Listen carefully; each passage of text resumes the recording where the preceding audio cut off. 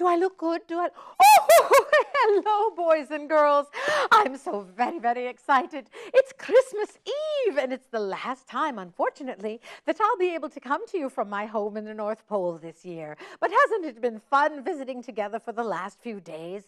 It really has been a treat for me because, you know, I'm usually behind the scenes up here in the North Pole, baking and cooking and managing the elves, checking on Clementine, and doing all the things I do up here at the North Pole, while Santa does all the things that he does here at the North Pole. And I never get to see the boys and girls like he does every year when he goes around on all his visits. So this has really been fun for me, and I must say, I hope it's been fun for you as well.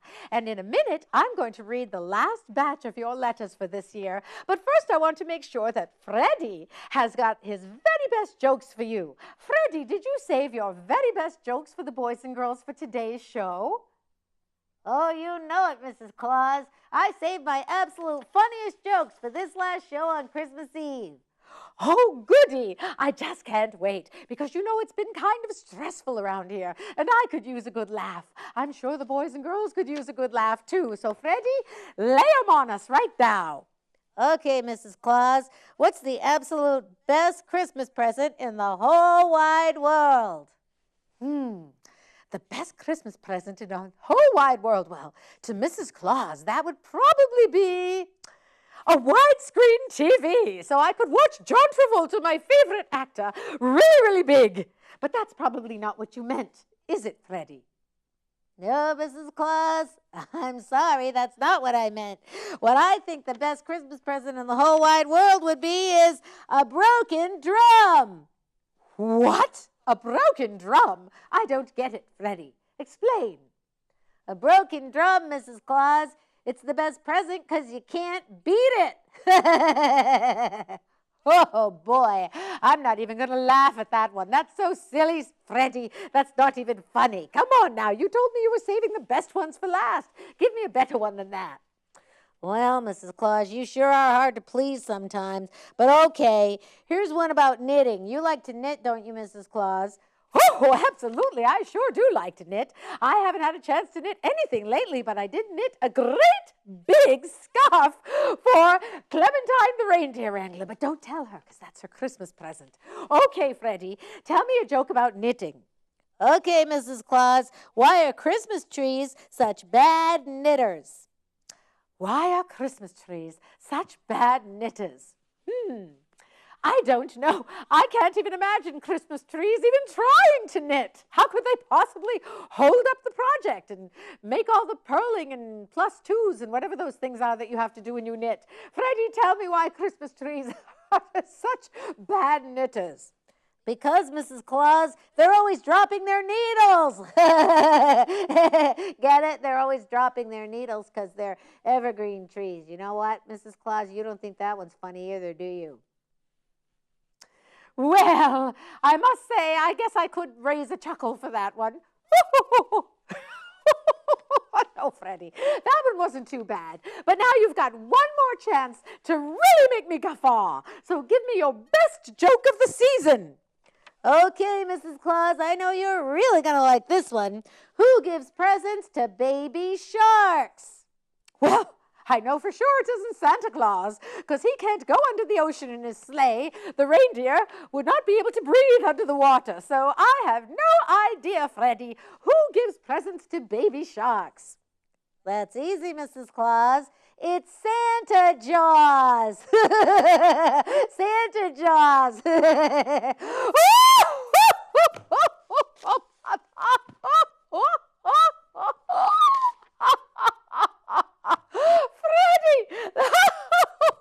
Freddie, that is the funniest joke you've said in years. Santa Jaws. You know who would really, really like that joke, Freddie? Who would really like that joke? Mrs. Claus? I don't know. Who? You seem to like it an awful lot. Well, Freddie, our friend Judy Pancoast would love that joke because she really, really likes that movie Jaws. That's her all-time favorite movie. Did you know that, Freddie? No, Mrs. Claus, but I think that's kind of scary. I thought Judy Pancoast was a nice person. I don't know why she likes a movie about a man-eating shark. I don't know, Freddie. Everyone has a little bit of a crazy side. Don't you think, Freddie? Do you have a crazy side? Yeah, I guess so, Mrs. Claus. Listen, I gotta go help Santa now, so I'll see you later, okay? Okay, Freddie. Say bye to the boys and girls before you leave. Okay, boys and girls. Hey, listen, if you want to send any presents to me during the year, I could sure use some joke books. Just send them to Freddie the Little Fur Tree, care of Mrs. Claus at the North Pole, USA. Thanks, boys and girls. Merry Christmas. Bye-bye, Freddie. Bye-bye. He's so silly. Okay, it's time now for me to dig into the mail basket and read some letters for the last time. Now, boys and girls, if you sent a letter to me or to Mr. Santa Claus, don't worry. I'm sure we've received it, even if you haven't heard me read it on the air, because we just get zillions and bazillions of letters. We have about 1 million baskets just like this down in the mailroom, and we read every single one. So even if I haven't had a chance to read it on my television show this year, you can be sure that we have read your letter. Now, here's a very pretty letter with a candy cane and a star on the front. And it says, "Dear Mrs. Santa Claus, my name is Emmanuel, and I am 8 years old. All I want for Christmas is Lego Star Wars and a Wii. I can't wait until Christmas, and I wish you a Merry Christmas. Love, Emmanuel." Oh, that's very nice, Emmanuel. And Merry, Merry Christmas to you, too. Oh, here's another one. Let's see what this one says. "Dear Mrs. Claus, my name is Elizabeth, and I have been very, very good this year. I like to sing. So could you please bring me some CDs and maybe an iPod so I could sing along with it? Please bring me Taylor Swift." I don't know if I can wrap up Taylor Swift and put her under the tree, but we could possibly arrange to bring you some Taylor Swift CDs and possibly even a Taylor Swift book. My music teacher at school says I have a beautiful voice. Oh, well, I'm sure you do. I'm going to stay up late and try to see Santa this year. I've heard that no one ever has, but I'm going to. I want to hear the bell on the Polar Express. Love from your friend, Elizabeth. P.S. Please bring me my own copy of The Paper Bag Princess. I have to borrow the one from the library whenever I want to read it. Oh, did you know, Elizabeth, that the princess in The Paper Bag Princess is named Elizabeth? She sure is, so that's why that would be an extra perfect book for you. Okay, let's see what else is in here. Merry Christmas, Santa, it says on it. But it doesn't say Merry Christmas, Mrs. Claus. Oh, I'm sure they meant well. Dear Santa, I have been good this year, and for Christmas I would like a new jewelry box, a new game for my Wii, and Despicable Me 2 DVD. Look on the back of the card. It says, ho, ho, ho. Do you know what happens when Santa walks backwards? He says, oh, oh, oh. I should tell Freddie that one. That's my very own joke. Oh, I see. We only have time for one more letter. Let's see what this one says. Merry Christmas. Oh, look at that. It's got a little elf on the front and a Christmas tree. Oh, and a picture of Santa. Oh, he's wearing sunglasses. He looks sort of like Jerry Garcia. Dear Santa, I am 8 years old, and my name is Cassandra. Santa, I would love it if you would bring me a hamster for Christmas. If I can't have a real hamster, then I'd like to have a stuffed hamster. And I would like some Webkins. Merry Christmas, love, Cassandra. Well, you know, Cassandra, as I said earlier in the week, Mr. and Mrs. Claus never bring live animals for Christmas presents because we never know if the child or the parents really have the ability to take care of an animal. So that would have to be a present that would be a gift from your parents. So if you want a hamster, and Mrs. Claus just loves little hamsters, I love to play with them. They're so furry and cute. But if you want a hamster, then you need to talk to your mother and father about that. And that's all the time we have for mail this year because we have to go down to St. Matthew's Church in Goffstown, New Hampshire for the very last time this year and hear a beautiful song from the St. Matthew's Junior Choir. And away we go.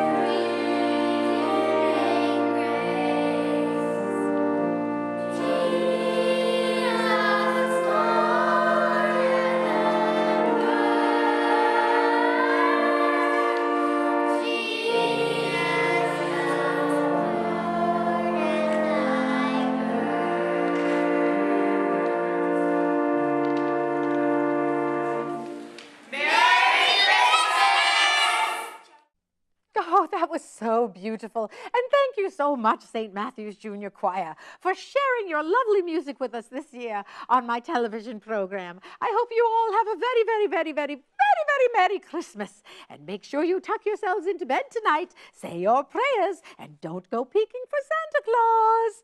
All right, now as you can see, boys and girls, I have Santa's big book of good boys and girls in my lap, and I'm going to read some names for the very last time. We'll see if I say your name. But again, don't worry if you haven't heard it today or any other day that I've done it, because as you can see, there are many, many pages in Santa's magic book, and I'm sure your name is in here somewhere.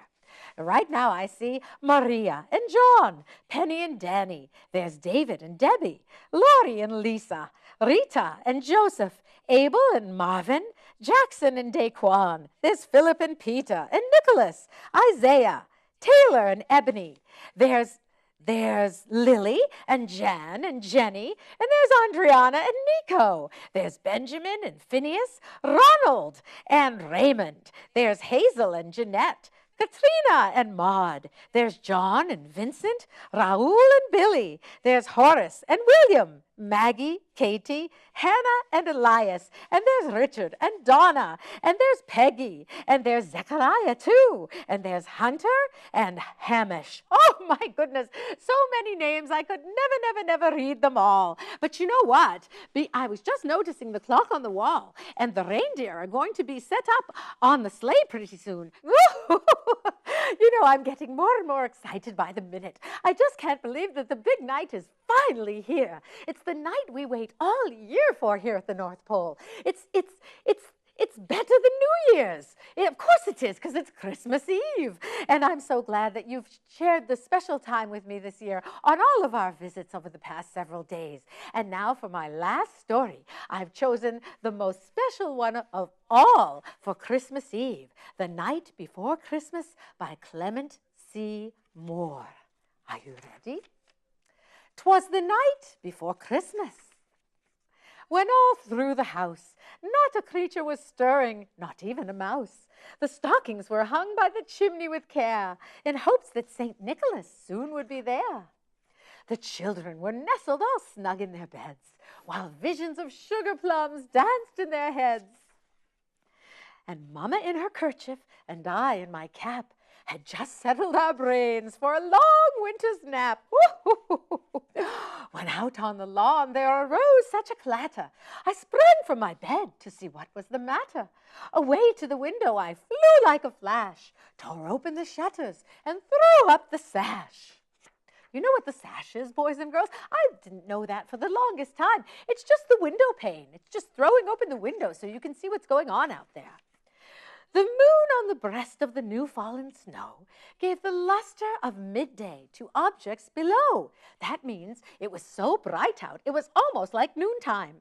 But what to my wondering eyes should appear but a miniature sleigh and 8 tiny reindeer. They just looked small because they were way up in the sky. They're actually life-size, you know. With a little old driver so lively and quick, I knew in a moment it must be Saint Nick. That's my hubby, Saint Nick. Oh, more rapid than eagles his coursers they came. That means the reindeer were flying fast. And he whistled and shouted and called them by name. Now Dasher, now Dancer, now Prancer and Vixen. On Comet, on Cupid, on Donder and Blitzen. To the top of the porch, to the top of the wall. Now dash away, dash away, dash away all.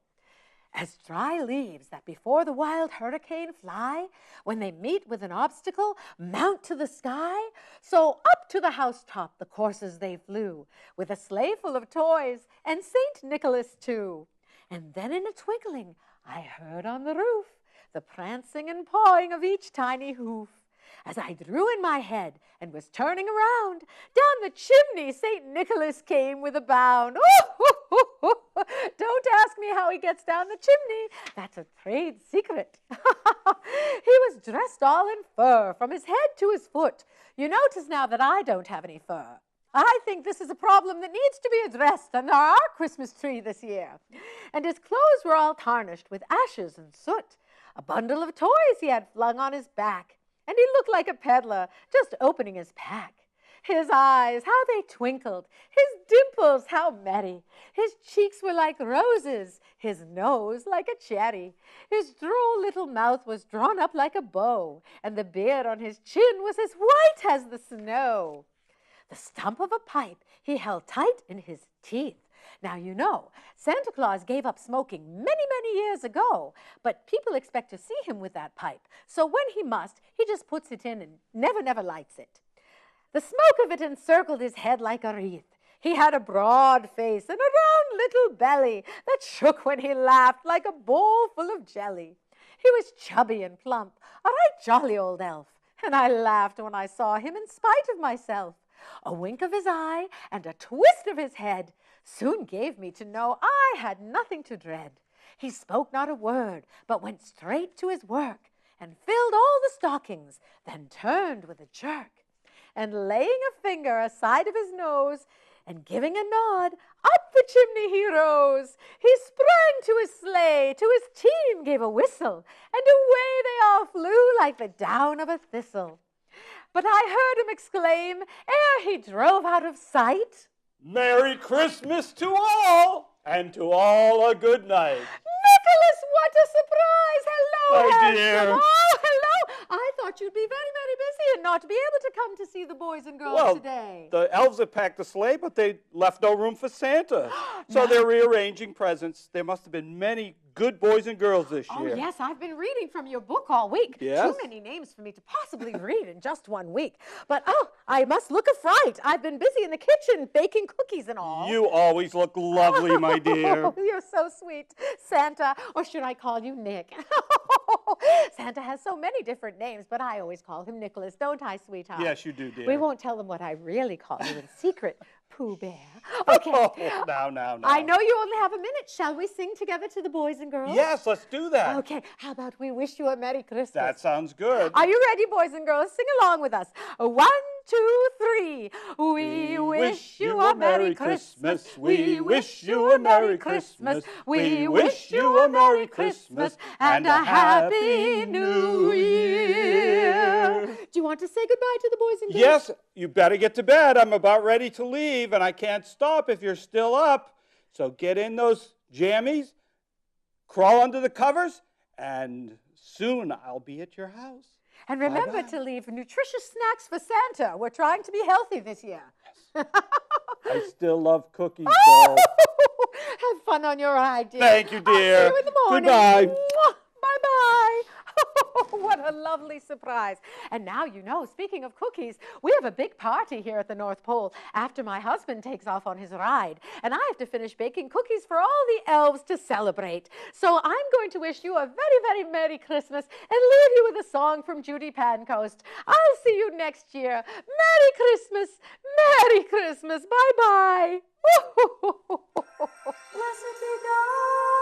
This is a song about why we light the lights at Christmas time.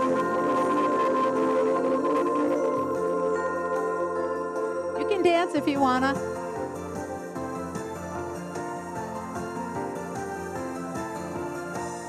It started with a star piercing the velvet sky, one little light to shine on the earth, breaking the night for his holy birth. Blessed be God forever, blessed be God always, blessed be God forever, blessed be God always.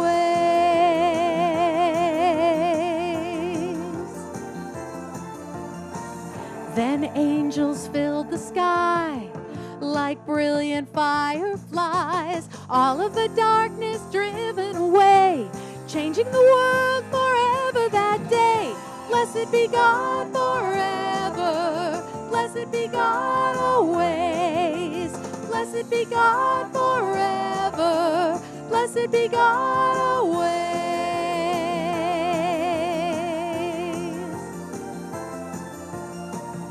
The shepherds heard the song they'd waited for so long, bathed in the brilliance of the new morn. Go tell the world that Jesus is born. Blessed be God forever, blessed be God always, blessed be God forever, be God always. Alleluia. That's why we light the lights, a beacon in this darkened world. God is still with us tonight. Blessed be God forever. Blessed be God always. Blessed be God forever. Blessed be God always. Blessed be God. Blessed be God. Blessed be God always.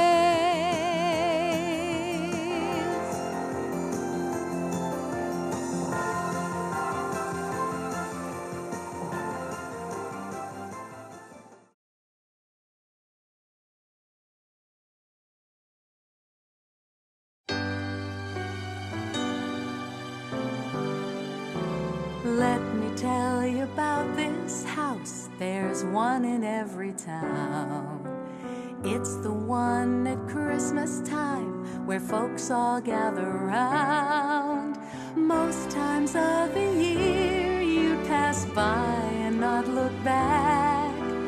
Ah, but in December it'll stop you in your tracks. 'Cause it's got 47,000 twinkling lights and Santa Claus up on the roof, Dasher and Dancer and all the other reindeer. Rudolph's up there too, with a band of merry snowmen dancing on the porch, and a couple of carolers singing by the lamppost over near the front door. Jesus and his family in a stable on the lawn, and a choir of heavenly angels singing Silent Night till dawn. It's where everybody meets. It's the house on Christmas Street.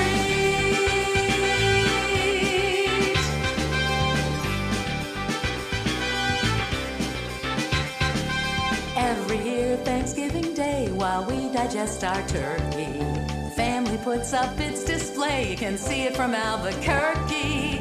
Papa says their electric bill must reach up to the sky, but Mama says the joy it brings is more than money can buy. 'Cause it's got 47,000 twinkling lights and Santa Claus up on the roof, Dasher and Dancer and all the other reindeer. Rudolph's up there too, with a band of merry snowmen dancing on the porch, and a couple of carolers singing by the lamppost over near the front door. Jesus and his family in a stable on the lawn, and a choir of heavenly angels singing Silent Night till dawn. It's where everybody meets. It's the house on Christmas Street.